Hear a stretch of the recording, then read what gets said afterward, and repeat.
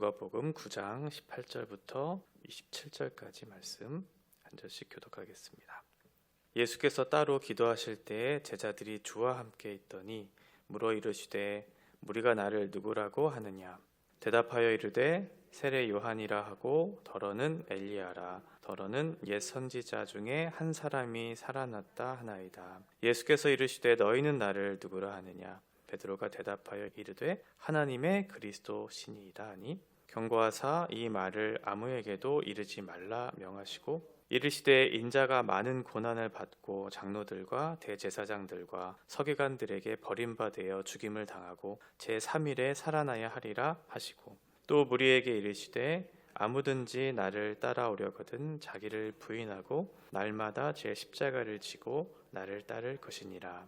누구든지 제 목숨을 구원하고자 하면 잃을 것이요 누구든지 나를 위하여 제 목숨을 잃으면 구원하리라. 사람이 만일 온 천하를 얻고도 자기를 잃든지 빼앗기든지 하면 무엇이 유익하리요? 누구든지 나와 내 말을 부끄러워하면 인자도 자기와 아버지와 거룩한 천사들의 영광으로 올 때에 그 사람을 부끄러워하리라. 내가 참으로 너희에게 이르노니 여기 서 있는 사람 중에 죽기 전에 하나님의 나라를 볼 자들도 있느니라. 아멘.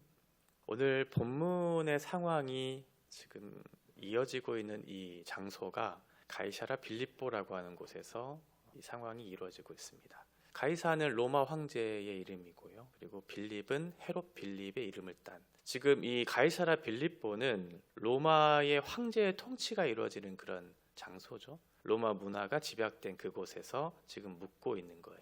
그리고 이 지역은 우상이 아주 난무한 곳이었거든요. 그러니까 로마의 통치가 집약된 곳, 그리고 우상이 난무한 그곳에서 예수님께서 지금 사람들에게 그리고 제자들에게 질문을 하는데 매우 중요한 그런 질문을 하고 있어요. 먼저는 사람들이 나를 누구라 하느냐? 사람들이 나를 누구라 하느냐? 로마의 황제인 가이사를 왕으로 모시고 있는 그 사람들에게 묻는 거죠. 그 사람들은 나를 누구라고 하느냐? 우상이 난무하는 모든 그런 다양한 신들을 섬기고 있는 그 지역에서 묻는 거예요. 그 사람들은 나를 누구라고 하느냐? 또 다른 신, 하나의 신으로 여기고 그런 예수님을 그 정도로 지금 생각하고 있는지를 지금 묻고 계시는 거죠. 예수님이 누구신가를 지금 묻는 것, 반대로 얘기하면 그것을 아는 것은 그만큼 중요하다는 것을 예수님 지금 강조하고 계시는데 그 사람들은 예수님에 대해서 잘 모르고 있었어요. 그래서 세례 요한이다 또는 엘리야다, 옛 선지자들의 한 사람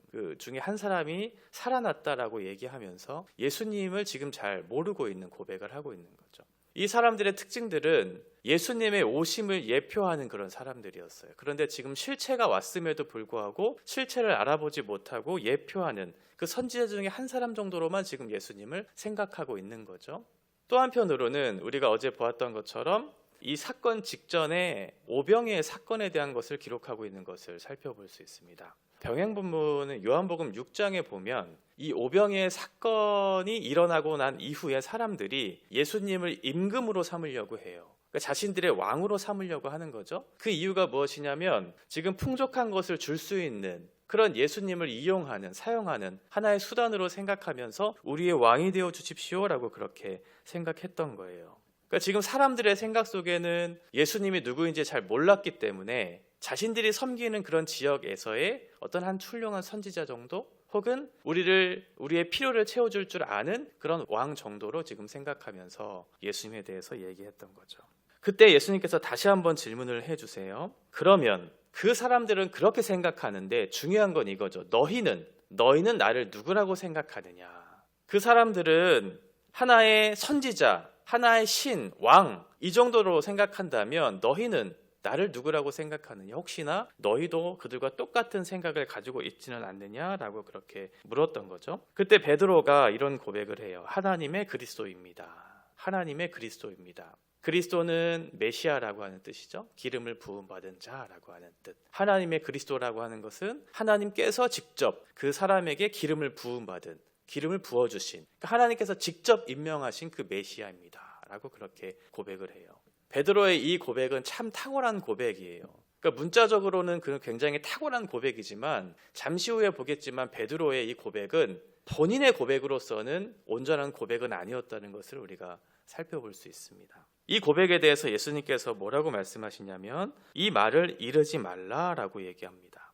베드로의 탁월한 그런 고백에 대해서 이르지 말라라고 하는 이유가 무엇이냐면 당시 유대인들이 생각했을 때의 메시아에 대한 잘못된 오해가 있었기 때문에 그렇죠. 당시에 로마의 그런 통치를 받고 있었던 사람들에게 한 가지 소원이 있었다면 지금 정치적이고 사회적이고 경제적인 어떤 종교적인 그러한 억압을 받고 있는 상황 속에서 우리를 해방시켜줄 그런 구원자를 기다리고 있었기 때문에 지금 예수님께서 이 사람에 대한 메시아에 대한 그런 잘못된 오해를 그 사람들이 가지고 있었기 때문에 그렇게 이르지 말라고 얘기했었어요. 실제로 나중에 예수님께서 예루살렘으로 입성하실 때 많은 사람들이 예수님을 환영하죠. 그런데 그 환영하는 이유가 무엇이었냐면 종려나무 가지를 흔들어요. 그러니까 이것은 이전에 유대를 구원했던 마카비적 어떤 혁명을 이끄실 어떤 강력한 군주로 오실 그런 메시아를 생각하고 있었다는 것을 입증해주고 있는 거죠. 그러니까 지금 예수님께서 이 사실을 아직은 이르지 말라라고 했던 것은 예수님께서 이 땅에 오신 목적과 뜻을 이루기 위한 어떤 그 사람들이 오히려 방해물이 될 수 있기 때문에 하나님께서 계획하신 그 계획의 뜻을 이루지 못하게 하게끔 방해할 수 있기 때문에 지금 이것을 이르지 말라. 온전한 사역을 감당하기 위해서 예수님 말씀하고 있는 거죠. 이렇게 모인 사람들 중에 모두가 예수님에 대한 바른 이해를 갖고 있었던 것은 아니에요. 잘못된 이해와 잘못된 믿음을 가지고 있었던 사람도 있었고 그리고 예수님의 본뜻, 예수님이 이 땅에서 오셔서 기적을 베풀어 주시고 은혜를 베풀어 주신 본뜻이 무엇인지를 알지 못하는 사람들, 이런 사람들도 있었다는 거죠. 그래서 예수님께서 다시 한번 제자들을 불러요. 여러 번 불른다고 이렇게 말씀드렸잖아요. 부르심의 정도가 점점 강해지고 있는 거죠. 다시 불러서 제자들에게 가르쳐 주기 시작합니다. 예수님이 어떠한 분이시고 예수님께서 왜 오셨고 왜 지금 이 은혜를 베풀어 주시는가에 대한 본뜻을 계속해서 가르쳐 주고 계시는 거죠.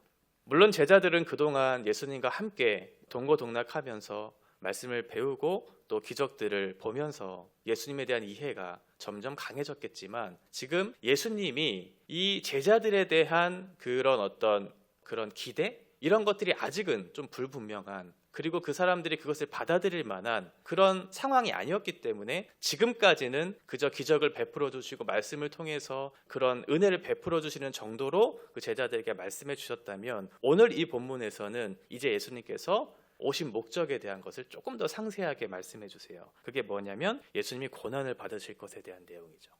제자로서는 상상하지 못했을 거예요. 그러니까 당시에 생각했던 메시아관, 이 제자들도 별반 다르지 않았을 상황 속에서 예수님이 갑자기 고난을 받으신다고 얘기하고 더군다나 십자가에서 사람들에 의해서 죽임을 당할 것이라고 얘기하니까 얼마나 큰 충격을 받았을까요? 22절에 보면 이르시되 인자가 많은 고난을 받고 장로들과 대제사장들과 서기관들에게 버림받아 죽임을 당하고 제3일에 살아나야 하리라 하시고 처음부터 만약 이 사실을 이 제자들에게 말했다면 제자들은 몰랐을 거예요.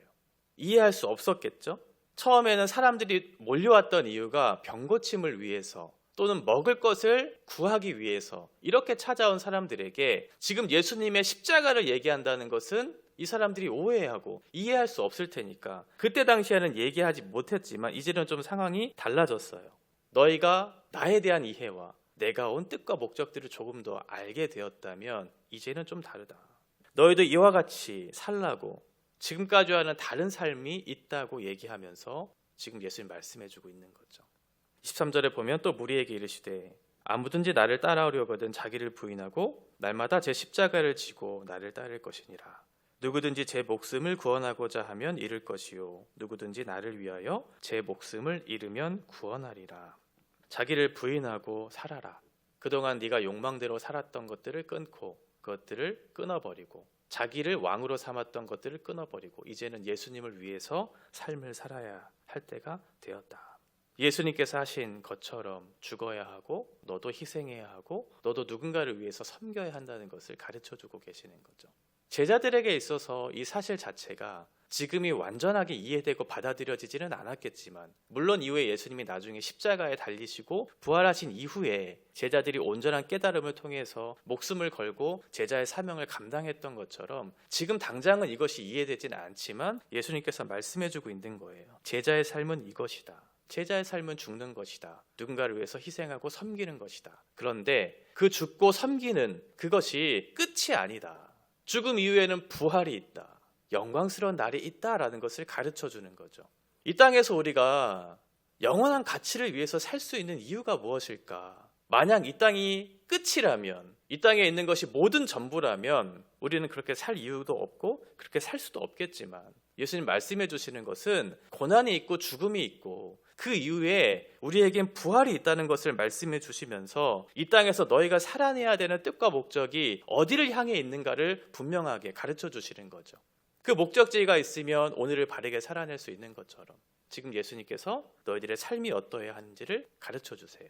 에콰도르의 미 전도 종족, 아무도 복음을 전하지 않았던 그곳에 나아갔던 짐 엘리엇이 말했던 것처럼 영원한 것을 위해서 영원하지 않은 것을 포기하는 그 사람은 바보가 아니라고 얘기한 것, 이것이 그리스도인의 삶이거든요.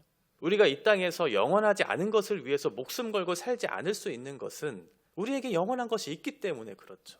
그 영원한 가치를 발견했기 때문에 지금의 삶을 바르게 이해하고 바르게 실천하며 살 수 있는 것, 지금 예수님께서 우리에게 요구하시는 삶의 내용들이에요. 이런 내용들에 대해서 제자들은 바른 이해를 가지지 못했다고 지금 설명을 드렸잖아요. 베드로의 고백은 문자적으로 굉장히 훌륭한 고백이었지만 아직은 그것이 온전한 고백은 아니었다. 왜냐하면 예수님께서 버림받고 죽임당할 것이라고 말씀했을 때 다른 복음서에 보면 제자인 베드로, 그 베드로가 대표해서 이렇게 얘기해요. 그게 무슨 소리입니까? 예수님 고난을 받으신다는 게 그것이 무슨 소리입니까? 예수님은 고난을 받으시면 안 됩니다. 영광을 받으셔야 합니다. 라고 하면서 예수님께 항변을 해요. 이 항변을 한다는 것은 예수님을 꾸짖는다는 거거든요. 그 예수님 말씀해 주셨는데 내가 사람들에게 고난을 받고 죽임을 당할 것이라고 말씀해 주셨을 때 베드로는 그 말을 곧이곧대로 듣지 않고 항변을 해요. 예수님 꾸짖으면서 그게 무슨 소리입니까? 예수님이 왜 죽습니까? 라고 얘기하고 있는 거죠. 베드로도 여전히 신앙의 고백을 했지만 아직 예수님의 뜻이 무엇인지 온전한 이해가 없는 상태로 지금 고백을 했던 거예요. 그때 예수님께서 말씀하세요. 사탄아 물러가라. 네가 하나님의 일을 생각하지 않고 사람의 일을 생각하는구나 라고 하면서 베드로에게 사탄아 물러가라 라고 얘기해요. 예수님께서 사역을 시작하기 전에 사탄에게 시험을 받으시는 장면 기억하시죠? 거기에 보면 사탄이 네가 만약 하나님의 아들이어든 이라고 하는 그런 전제를 깔면서 얘기해요. 네가 하나님의 아들이어든 돌을 떡으로 한번 바꾸어봐. 이 능력을 베풀어 보라는 거거든요. 예수님은 십자가에 달려 죽기 위해서 오셨는데 이 사탄이 지금 요구하는 것은 뭐냐면 십자가 없이 영광을 받으라는 거예요. 지금 베드로가 그 똑같은 얘기를 하고 있는 거죠. 당신이 왜 고난을 받으셔야 합니까? 왜 당신이 죽으셔야 합니까? 라고 하는 그런 고백을 하면서 영광을 취하셔야 하는 당신께서, 물론 베드로도 예수님을 사랑하는 마음으로 했겠죠. 당신을 사랑하는, 예수님이 고난 받는 게 싫으니까, 죽임을 당하는 것이 싫으니까 그런 마음으로 했겠지만 그런 사랑하는 마음도 올바른 이해가 없으면, 하나님의 뜻을 알지 못하면 하나님 앞에 오히려 걸림돌이 될 수 있어요. 올바르게 알아야 하는 것이죠. 미국에서 이런 설문조사를 했대요. 자신이 거듭났다고 생각하는 사람, 본인이 예수님을 믿고 구원받았다고 생각하는 사람들 중에 50%가 절대적인 진리를 믿지 않는다고 얘기해요. 성경을 믿지 않는데요. 그런데 본인은 거듭났다고 생각한다는 거예요. 굉장히 충격적이죠. 그냥 교회를 다니는 게 아니고 예수를 믿는, 예수를 따르는 사람이라고 생각을 하는데 성경 말씀을 믿지 않는다는 거예요. 자기가 믿고 싶은 것만 취사선택한다는 거죠. 바르게 알고 바르게 믿어야 예수님의 길, 십자가의 삶의 방식을 따라 살 수 있고 그곳에 구원이 있고 영광이 있어요. 그래서 예수님께서 묻는 거죠. 너는 나를 누구라고 생각하느냐? 이것이 예수님의 말씀이고 제자가 따라가는 삶의 방식이라고 우리에게 말씀해주고 있는 거죠. 25절에 보면 사람이 만일 온 천하를 얻고도 자기를 잃든지 빼앗기든지 하면 무엇이 유익하리요? 누구든지 나와 내 말을 부끄러워하면 인자도 자기와 아버지와 거룩한 천사들의 영광으로 올 때 그 사람을 부끄러워하리라. 이 땅에서의 부귀가 영원하지 않다. 온 천하를 얻고도 자기를 잃으면 무슨 유익이 있으리요? 라고 그렇게 얘기하면서 예수님을 위해서 자기 권리를 포기하는 것, 예수님을 섬기기 위해서 살아가는 것, 예수님의 길을 따라가는 것, 이것이 너희가 살아가는 길이다. 만약 너희가 그 길을 포기하고 나를 인정하지 않고 네 멋대로 살아간다면 나는 너를 부끄러워할 것이다. 이건 나는 너를 모른 척 하겠다는 거거든요. 예수님 우리에게 분명하게 말씀해 주세요. 너는 나의 길을 따라야 하는데 그것은 십자가의 길이고 누군가를 위해서 죽어야 하는 길이고 누군가를 위해서 희생하고 섬겨야 하는 길이다. 누군가 죽어야 한다면, 누군가 죽어야 누군가 살 수 있다면 너희가 그 일을 해야 한다. 너희가 성도이기 때문이고 성도만이 그 일을 할 수 있기 때문이다 라고 그렇게 예수님 요구해 주고 있는 거죠. 마지막 27절, 내가 참으로 너희에게 이르노니 여기 서 있는 사람 중에 죽기 전에 하나님의 나라를 볼 자들도 있느니라. 결국 너희가 하나님 나라를 얻기 때문에 그렇게 할 수 있는 것이라고 얘기해 주고 있어요. 이 땅에서 많은 것들을 누린다고 해서 만약 그것이 전부라고 생각이 돼서 그렇게 살아가는 것이 너에게 행복의 조건이라고 판단된다면, 그런데 만약 그 모든 것을 얻고도 정말 중요한 그 구원의 영생을 얻지 못한다면 너의 인생에 무슨 유익이 있을 것인가? 라고 물으면서 우리가 정말 추구해야 되는 삶의 가치가 무엇인지를 다시 한번 생각하게 하죠. 결국 하나님 나라를 얻게 될 것이다. 어떤 사람은 죽기 전에 하나님 나라를 볼 사람도 있을 것이다 라고 얘기해요.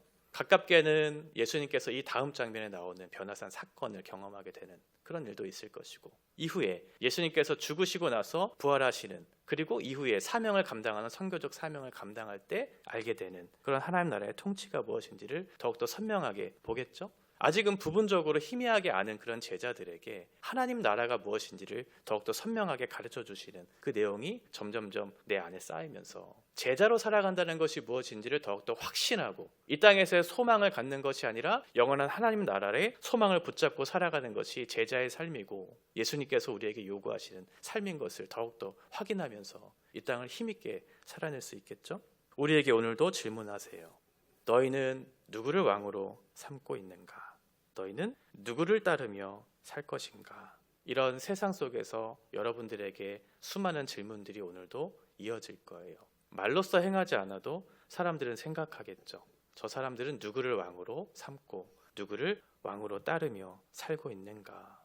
이 말은 나는 누구인가? 나는 어떻게 삶을 사는 존재인가? 라고 하는 그런 삶이 우리 가운데 있어야 한다는 말이겠죠.